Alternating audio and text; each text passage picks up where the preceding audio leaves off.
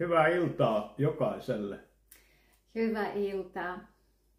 Mä haluan lukea Jeremian kirjasta luku 33 jae 3 sieltä. Huuda minua avuksesi, niin minä vastaan sinulle ja ilmoitan sinulle suuria ja salattuja asioita, joita sinä et tiedä. Amen. Amen.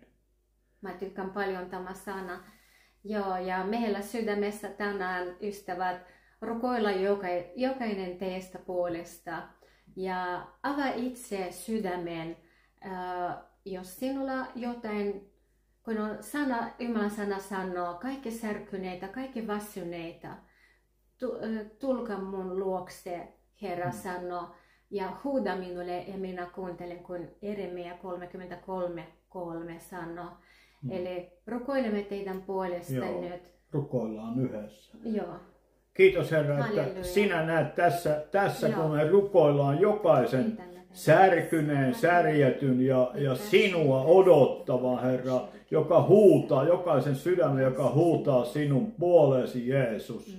Herra, sinä tuut vastaamaan, Herra, ja sinä tuut, Herra, koskettamaan pyhähenkesi kautta, ja Jeesus, sun ristin veren voiman kautta, Herra, tuut koskettamaan jokaista jo. Jatka vaan. Kiitämme meidän Isä, rakkaudellinen Isä, joka tunnistat jokainen ihminen sydämellä.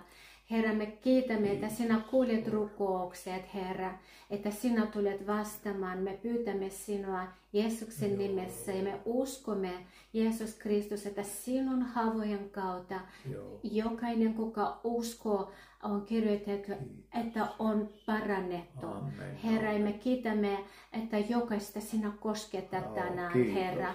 Kosketa tämän lähetyksen kautta, Herra. Jokainen särkyneinen, väsyneinen, Herra. Joku sairaus, Herra, sieltä nyt sinä kosketat ja se parannus tulee Jeesuksen nimessä. Me kiitämme, Jeesus Kristus, että sinä kuulet ja vastaat rukoukset ihmisten. Ja Jeesuksen nimessä, amen. Jos sinä uskot, rukoile mukana ja odota Herralta. Huuda Herralle. Joskus hyvä, laita ovi kiinni omassa huoneessa ja rukoilla siellä. Huuda Herralle. Hän kuulee ja hän vastaa sinulle Jeesuksen nimessä. Amen. Amen. Amen.